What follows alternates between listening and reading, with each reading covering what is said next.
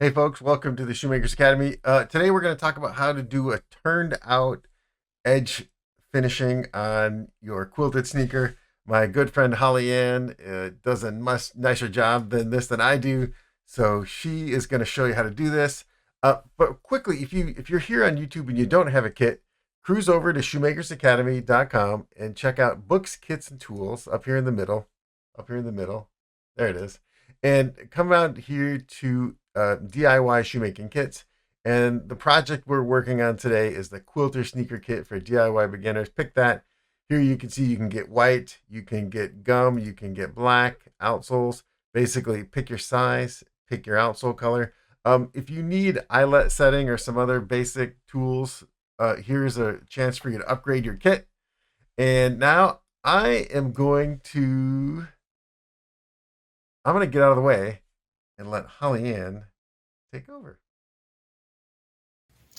Now on the back of the seam there, you can see that there's a zigzag stitch. You can leave that there if you want, but I think it would be very cute if we just took a piece of the 1/4 inch or the 1/2 inch bias tape and cover that. So that's what we're gonna do, is we're just gonna cover that back seam. I'm gonna stitch along the sides of the bias tape.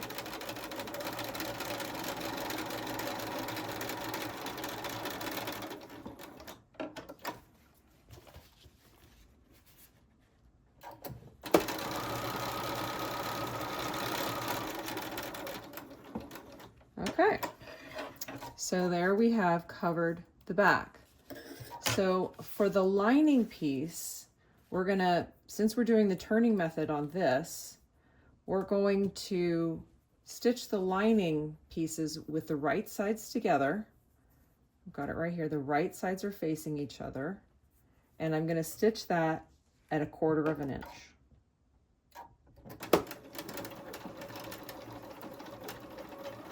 Because that's the seam allowance I cut. If you feel like you want a bigger seam allowance, you can go ahead and cut a bigger seam allowance, but I just did 1/4 inch. Okay, so there is your lining piece. I'm going to show you the technique for the turning method. We've prepared our exterior piece and we've sewn the back pieces together, covered the back line. We sewed the inside lining together. I pressed the seam open, and now I'm going to lay those face to face or right side to right side all the way along the sides that we're going to turn. Now you can either use these clips, clip it along. Just make sure that you've got it lined up. Or if you prefer, I'm going to do half clips and half pins because people have different preferences, and it doesn't matter really. It just depends on what you prefer to use. So here you can pin it. This is very thick fabric, so I think the clips are probably best because by now we've got a lot of layers in there. So we're going to clip it all the way around.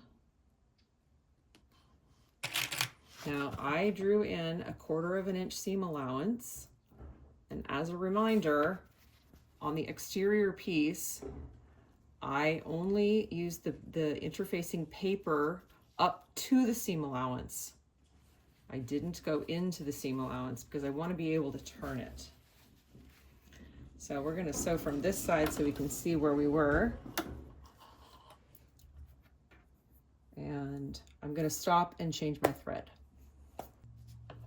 All right, I got the right colored thread in. I'm using a dark blue along the top because that's my exterior fabric, and I kept the bobbin fabric as the light cream that matches the inside. So I'm going to go ahead and stitch this together and at 1/4 inch because that is my seam allowance that I allow.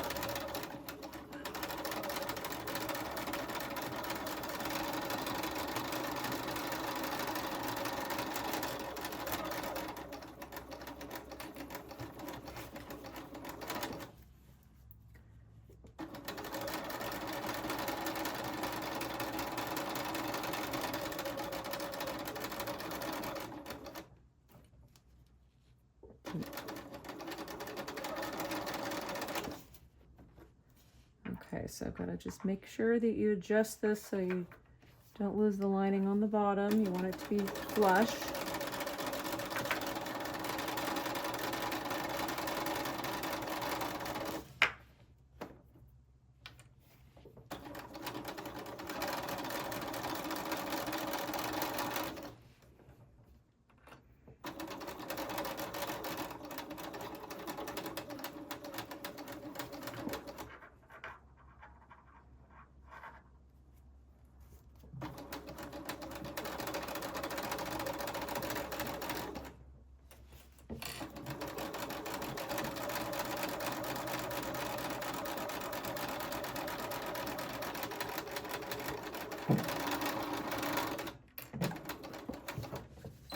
Tie knot. Okay, so we've stitched all the way around. You can see both sides, did a pretty good job. Now we want to turn this.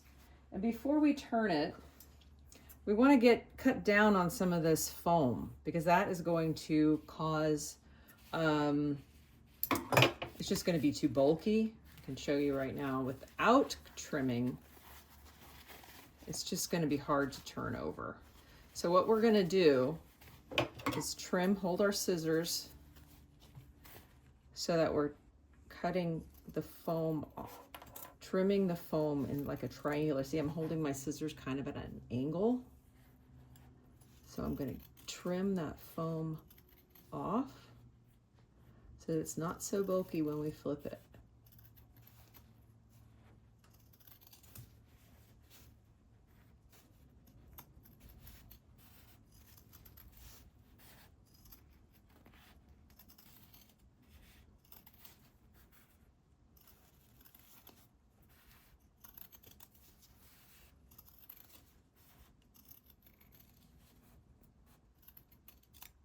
All right.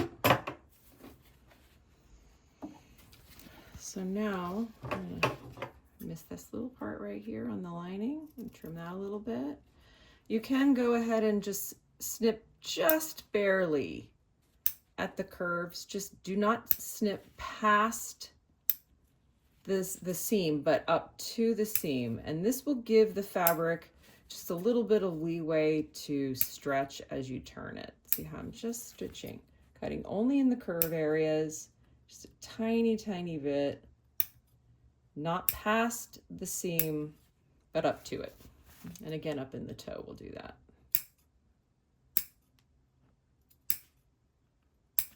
I didn't do this toe.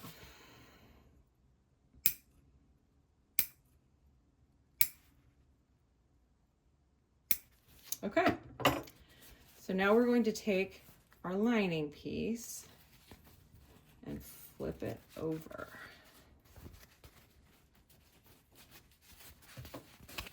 And what we want to make sure we do is pull that lining all the way to the inside. We don't really want to see the lining. We want the lining to be on the inside. You want to see it when the shoe is off, not when the shoe is on. So you can kind of take your fingers, and I call this the finger press, and really pull it to the inside. And then you're going to go to the iron and press that into the inside. Okay? There you go. So I flip this and iron it. I said that I don't want to see it at all. You kind of do see it, but I think it's pretty darn cute. And I've decided that I want to stitch at about 1/4 of an inch, a top stitch all the way around in the same thread that I quilted the fabric with. So I think it'd just be an aesthetic look. Before I do, I'm going to make sure that my lining is even and taut on the inside. See this? I don't want it to be loose at all.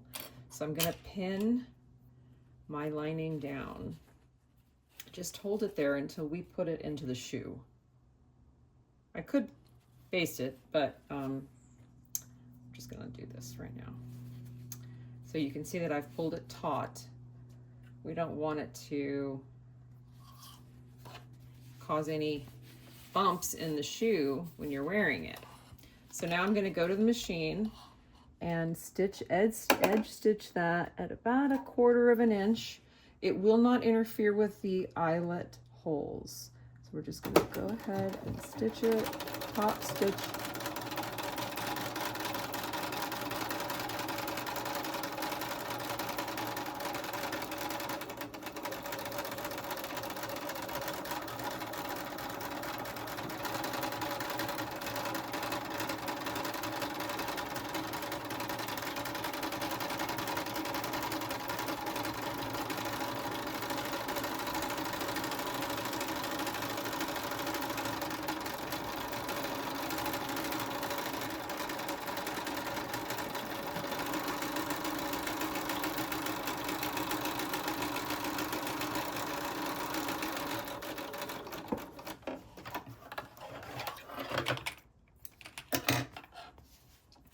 And there you go.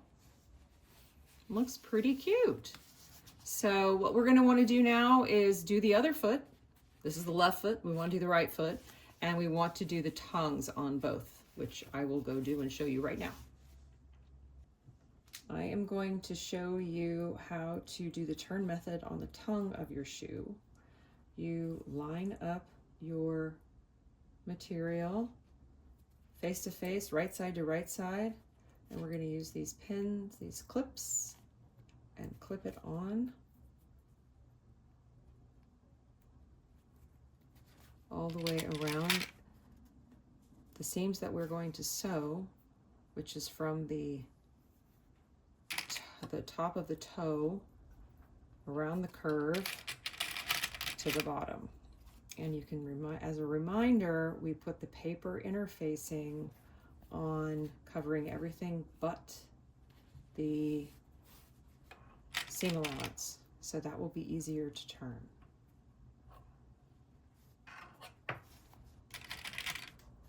Okay, so we're going to go in and we're going to sew this at 1/4 of an inch.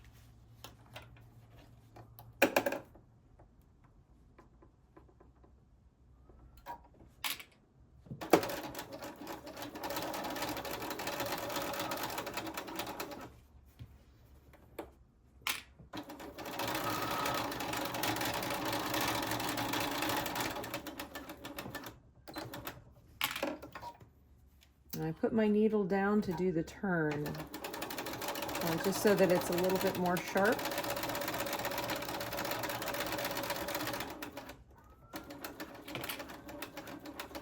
And one more time, I'm going to put my needle down and do the turn.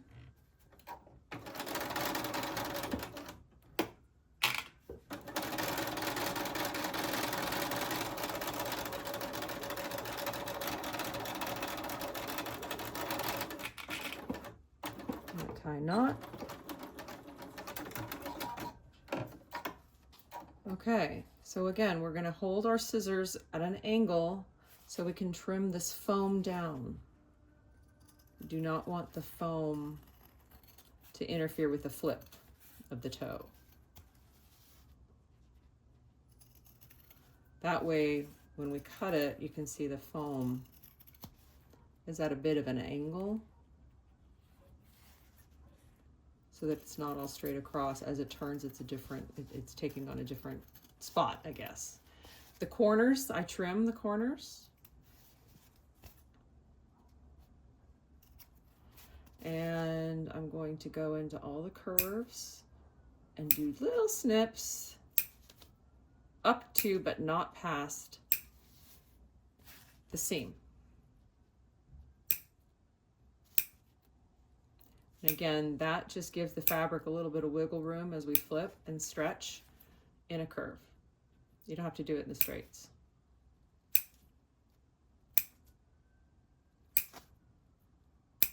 I'm gonna trim my thread.